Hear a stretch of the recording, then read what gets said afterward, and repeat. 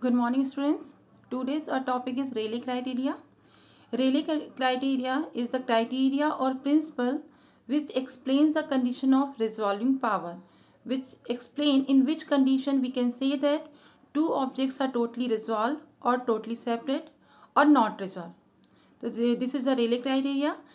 To understand the Rayleigh criteria, we should know what is resolving power. Resolving power is a condition in which we can say two objects are totally separate or totally resolved. That means we can see two objects totally separate.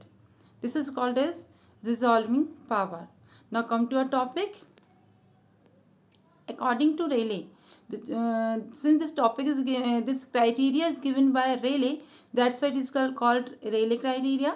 According to Rayleigh, if the central maxima of one diffraction pattern coincides with the first minima of other diffraction pattern, then the two sources will be just resolved. This is given by Rayleigh.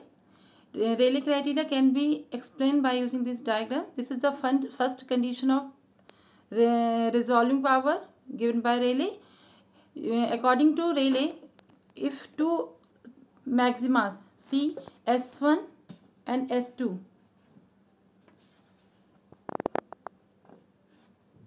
these are the two maximas, दोनों हमको बिल्कुल separate दिख रहे हैं, इसलिए ये एक object ये है जिसका मैक्सिमा यहाँ पे बन रहा है, एक ऑब्जेक्ट ये है जिसका मैक्सिमा यहाँ बन रहा है, और दोनों के मैक्सिमस अगर हमें बिल्कुल सेपरेट दिखाई दे रहे हैं तो ये दोनों ऑब्जेक्ट हमें टोटली सेपरेट दिखाई देंगे.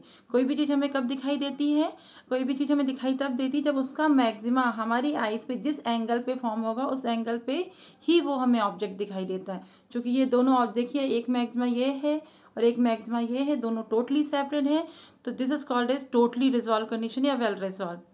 Basically this is called as totally resolve, क्योंकि इस कंडीशन में दोनों ऑब्जेक्ट टोटली रिजॉल्व हैं, सेपरेट हैं, तो रेले ने इस कंडीशन को टोटली रिजॉल्व कंडीशन कहा है. ठीक है बच्चों. इसके बाद आते हैं second condition. This is also a type of well resolve but not totally resolve. In this condition we can सी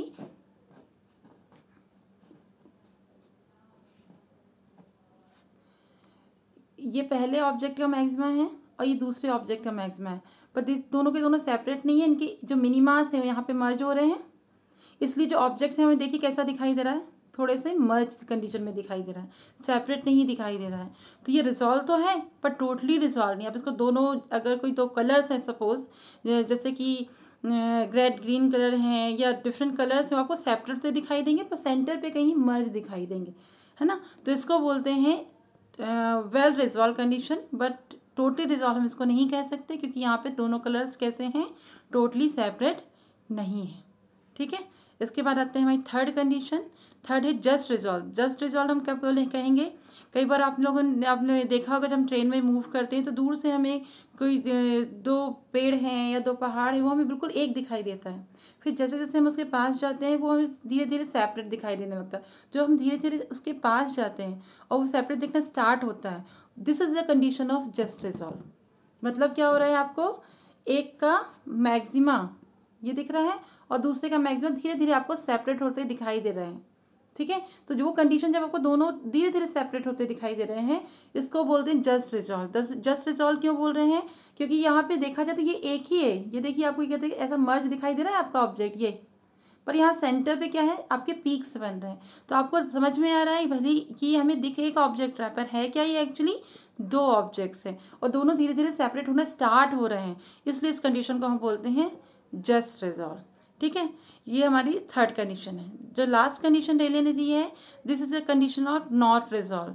जो हम वैसे मैंने एग्जांपल दिया कि ट्रेन से हमें दूर से कोई भी दो पेड़ या दो पहाड़ मर्ज जो कि एक दिखाई देते हैं, तो जो एक ऑब्जेक्ट हमें दिखाई देता है उसको हम बोलते हैं नॉट रिजॉल्व, क्योंकि वो सेपरेट है ही नहीं, वो हमें एक ऑब्जेक्ट दिखाई दे रहा. क्यों, क्योंकि देखिए एक का मैक्सिमा और दूसरे का मैक्सिमा इस टाइप से है, तो ये ओवरऑल मर्ज होकर क्या बन रहा है, एक बन रहा है ना, ये जैसे ये बताया हुआ है, तो ये आपको सेपरेट नहीं दिख रहा है. तो ये this is the condition of not resolve. तो ये चार कंडीशन आपको रेले ने दी थी, और कि आप कब कहो आपको कब पता चलेगा कि कोई भी दो ऑब्जेक्ट नॉट रिजॉल्व है, जब दोनों के मैक्सिमस कैसे हैं, इस टाइप से मर्ज हैं. This is the condition of not resolve. Just resolve जब दोनों सेपरेट होने स्टार्ट होते हैं, दिस इज द कंडीशन कि आपको पीक्स इस टाइप से दिखाई देते हैं, दिस इज जस्ट रिजॉल्व.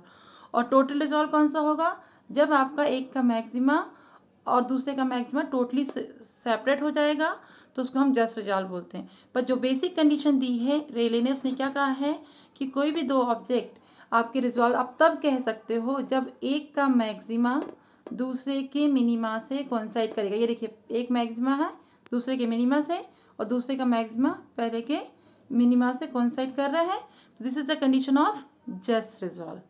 ठीक है, मतलब क्या है कि आप इससे ज़्यादा सेपरेट है तो आप रिजॉल्व है ही, पर मिनिमम कंडीशन दिस वन कि एक का मैक्सिमा दूसरे के मिनिमा से कोइंसाइड करना चाहिए। क्योंकि जस्ट रिजॉल्व आप किसको टोटली रिजॉल्व कहोगे, दो ऑब्जेक्ट किस मिनिमम कंडीशन को टोटली रिजॉल्व कहोगे।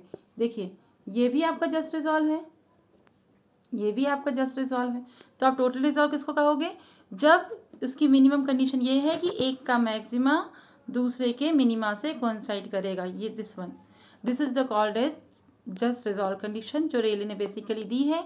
इस कंडीशन में अगर कोई दो ऑब्जेक्ट हमें दिखते हैं तो हम उसको रिजॉल्व कह सकते हैं।